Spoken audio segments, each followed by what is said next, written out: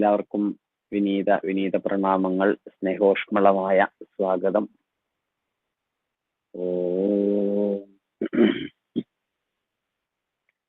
ഗുരവേ സർവലോകാനാം ഭിഷജേ ഭവരോഗിണാം നിധയേ സർവവിദ്യാനാം ശ്രീ ദക്ഷിണാമൂർത്തയേ നമഃ.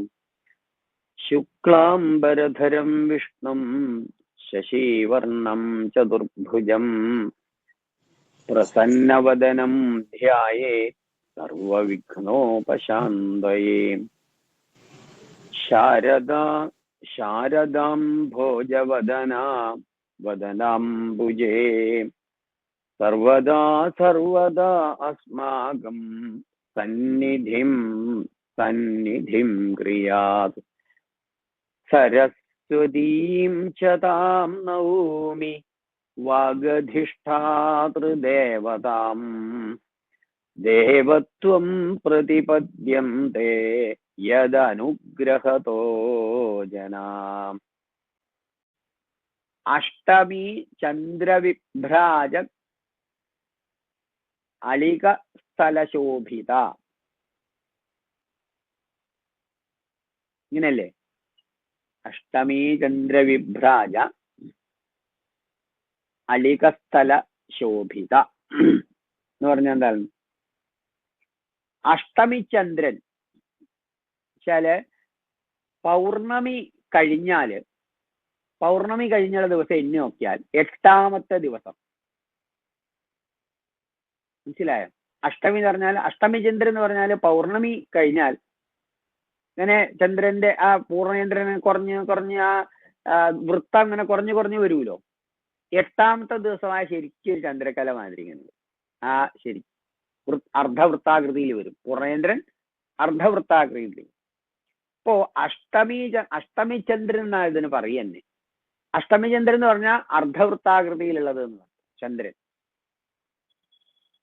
ഇപ്പോ അഷ്ടമി ചന്ദ്രവിഭ്രാജ, അഷ്ടമി ചന്ദ്രനെ പോലെ അർദ്ധവൃത്താകൃതിയിലുള്ള ചന്ദ്രനെ പോലെയുള്ളതാണ്.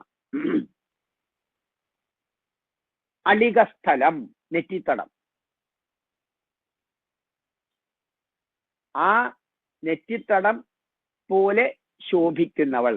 അപ്പോ ഭഗവതിയുടെ നെറ്റിത്തടത്തെ അഷ്ടമിചന്ദ്രനോട് ഉപമിച്ചിരിക്കുന്നു വാഗ്ദേവതമാര്. മനസ്സിലാവുന്നുണ്ടോ? ഭഗവതിയുടെ അളികസ്ഥലത്തെ അല്ലെങ്കിൽ നെറ്റിത്തടത്തെ അഷ്ടമിചന്ദ്രനോട് ഉപമിച്ചിരിക്കുന്നു. അഷ്ടമിചന്ദ്രൻ അർദ്ധവൃത്താകൃതിയിലാണ്. ഈ അങ്ങനെയുള്ള ആ ലലാടം അല്ലെങ്കിൽ നെറ്റിത്തടം അല്ലെങ്കിൽ അളികസ്ഥലം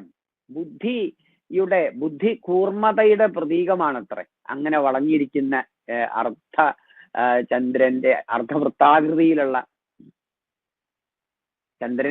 ചന്ദ്രക്കല പോലെയുള്ള നെറ്റിത്തട സാമുദ്രിക ശാസ്ത്രമനുസരിച്ച്, സൗന്ദര്യ ലക്ഷണ ശാസ്ത്രമനുസരിച്ച് അങ്ങനെ വേണത്രേ സുന്ദരിമാരുടെ നെറ്റിത്തടം എന്നൊക്കെയാണ് പറയുന്നത്. ബുദ്ധി കൂർമ്മത ഉള്ളതിനെ സൂചിപ്പിക്കുന്നതാണ് എന്നാണ് പറയുന്നത്. ഇപ്പൊ സ്ഥൂലവർണ്ണനയില് ഇങ്ങനെയാണ് പറയുന്നത്. ഈ നാമത്തില് നെറ്റിത്തടത്തെ കുറിച്ചാണ് വാഗ്ദേവതമാര് വർണ്ണിക്കുന്നത്. അപ്പൊ ഭഗവതിയുടെ നെറ്റിത്തടം അളികസ്ഥലം അല്ലെങ്കിൽ ലലാടം അഷ്ടമിചന്ദ്രന് പോലെയാണ്. അഷ്ടമിചന്ദ്രനോട് തിളങ്ങുകയാണ്.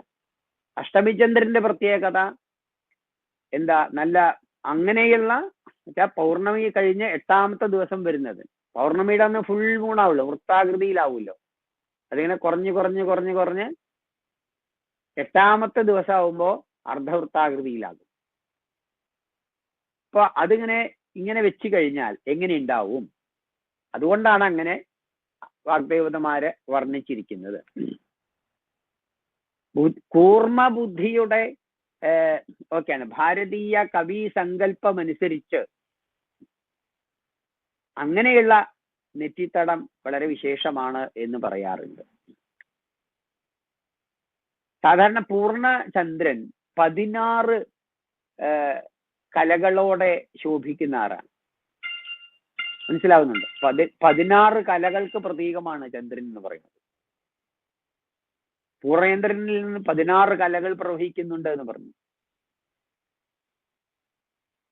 അതായത് ഈ പൗർണമി അമാവാസി കഴിഞ്ഞാൽ ഈ ചന്ദ്രനിൽ ഇങ്ങനെ കുറേശ്ശെ കലകൾ കൂടി വരിക. അമാവാസി കഴിഞ്ഞാൽ എന്താ നമ്മൾ പറയാ? ശുക്ലപക്ഷം എന്നല്ലേ പറയാ. അപ്പൊ ഓരോ ദിവസം ചെല്ലുന്തോറും കുറേശ്ശെ അതിലെ കലകൾ പ്രഥമ, ദ്വിതീയ, തൃതീയ, ചതുർത്ഥി, പഞ്ചമി, ഷഷ്ടി, സപ്തമി, അഷ്ടമി, നവമി, ദശമി, ഏകാദശി, ദ്വാദശി ഇങ്ങനെ വരുമ്പോ ദ്വാദശിക്ക് നവമി ഇങ്ങനെ കൂടി വരും. വീണ്ടും പൂർണ്ണ ചന്ദ്രനായി തീരും. 16 കലകളോടുകൂടി പൗർണമി ദിനത്തില് ചന്ദ്രൻ പ്രകാശിക്കും എന്നാണ് പറയുന്നത്. ചന്ദ്രന്റെ ഈ എന്താ പറയാ, ഈ അമാവാസി വരുന്നതിന് ചന്ദ്രന്റെ ക്ഷയം എന്നൊക്കെയാണ് പറയാറുള്ളത്. ചന്ദ്രന്റെ ക്ഷയരോഗം എന്നൊക്കെ പറയാറുണ്ട്. കാരണം നിലാവൊന്നും ഉണ്ടാവില്ലല്ലോ അല്ലേ? ഈ അമാവാസിയുടെ അന്ന് ഇരുട്ടാവില്ലേ? ഒരു പ്രകാശം ഉണ്ടാവില്ല. ചന്ദ്രൻ എന്ന് പറഞ്ഞാൽ എന്താണ്? സത്യം പറഞ്ഞാൽ പൂർണ്ണചന്ദ്രൻ അതിൽ നിന്നും പ്രവഹിക്കുന്ന കിരണങ്ങൾക്ക് ഔഷധ ഗുണങ്ങൾ ഉണ്ട് എന്നാ പറയാ. ഉഷ്ണാമി ചൗഷധി സർവ സോമോ ഭൂത്വ രസാത്മക എന്ന് പറയാറുണ്ട് ഭഗവത്ഗീതയിൽ. ഭഗവാൻ പറയാണ്, ഞാൻ എന്താണ് ഉഷ്ണാമി ചൗഷധി സർവ സോമോ ഭൂത്വ രസാലം, ഞാൻ രസാത്മകനായ ചന്ദ്രനായിക്കൊണ്ട് ഔഷധികളെ വളർത്തുന്നു എന്നാണ്. അപ്പോ തുളസി തുടങ്ങിയിട്ടുള്ള ഔഷധ വീര്യമുള്ള അല്ലെങ്കിൽ ഔഷധ ഗുണമുള്ള സസ്യങ്ങളില് ആ ഔഷധ ഗുണം ഉണ്ടാവണം എന്നുണ്ടെങ്കിൽ ചന്ദ്രന്റെ കിരണങ്ങൾ കൂടെ തട്ടണം. സൂര്യന്റെ കിരണങ്ങൾ മാത്രം പോരാ. അതേപോലെ തന്നെയാണ്, അതുകൊണ്ടാണ് അങ്ങനെ ഉഷ്ണാമി ഔഷധി സർവ, ഞാൻ അതിനെ വളർത്തുന്നു എന്നാണ് പറയുന്നത്. ഔഷധികളൊക്കെ ഞാൻ വളർത്തുന്നു. എങ്ങനെ? ഞാൻ രസാത്മകനായ ചന്ദ്രനായിക്കൊണ്ട് ഔഷധികളെയൊക്കെ ഞാൻ വളർത്തുന്നുണ്ട് അർജുന എന്ന് പറയുന്നുണ്ട് ഭഗവത്ഗീതയിൽ. അതുകൊണ്ട് അതേമാതിരി യച്ഛന്ദ്രമസി യച്ഛാഗ്നൗ തത്തേജോ വിധിമാമകം എന്ന് പറയാറുണ്ട്. ഭഗവാൻ കൃഷ്ണൻ പറഞ്ഞതാ, അഗ്നിയിലും ചന്ദ്രനിലുമൊക്കെയുള്ള ആ ചൈതന്യം എന്ന് പറയുന്നത് ഞാൻ തന്നെയാണ്, എന്റെ ചൈതന്യമൊക്കെ തന്നെയാണ് അതിൽ ഉള്ളത് എന്ന് ഭഗവാൻ കൃഷ്ണൻ തന്നെ പറഞ്ഞിട്ടുണ്ട്. ആചാര്യസ്വാമികൾ ഈ കിരീടത്തെ വളരെ മനോഹരമായിട്ട് 46-ാമത്തെ ശ്ലോകത്തിൽ വർണ്ണിച്ചിട്ടുണ്ട്. വളരെ ഭാവനാത്മകമായിട്ട് വർണ്ണിച്ചിട്ടുണ്ട്.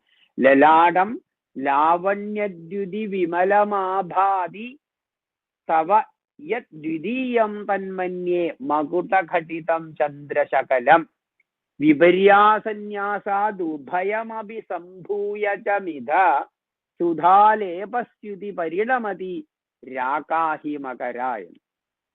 വളരെ മനോഹരമായിട്ട് കാവ്യാത്മകമായിട്ട് വർണ്ണിച്ചു.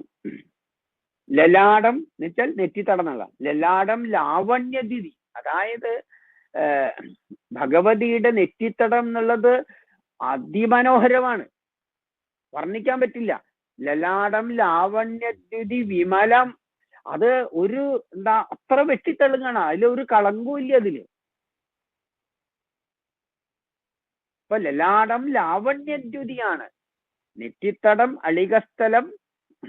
ലലാടം എന്ന് പറയുന്നത് ലാവണ്യം കൊണ്ട് അതിമനോഹരമാണ്, അതങ്ങനെ വെട്ടിത്തിളങ്ങുന്നു. യദ്വിതീയം തന്മന്യേ മകുടഘടിതം ചന്ദ്രശകലം എന്നാണ്.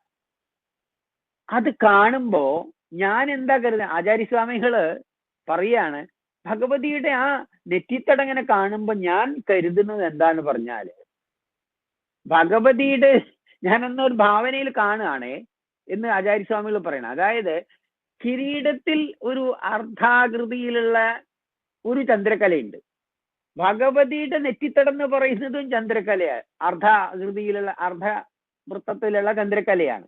അപ്പൊ ഈ കിരീടത്തിലുള്ള ആ ചന്ദ്രക്കല അങ്ങോട്ട് എടുത്തിട്ട് വിപര്യാസന്യാസാദ് ഉഭയമഭി സംഭൂയ ചമിതാണ്, ഇതൊന്ന് ഇങ്ങനെയും ഇത് ഇങ്ങനെയും കൊണ്ട് വെച്ച് കഴിഞ്ഞാൽ ഇപ്പൊ രണ്ട് അർദ്ധാകൃതിയിലുള്ള രണ്ട് ചന്ദ്രക്കലയും കൂടി ശോഭിച്ചാൽ പൂർണ്ണേന്ദ്രനാവൂലോ.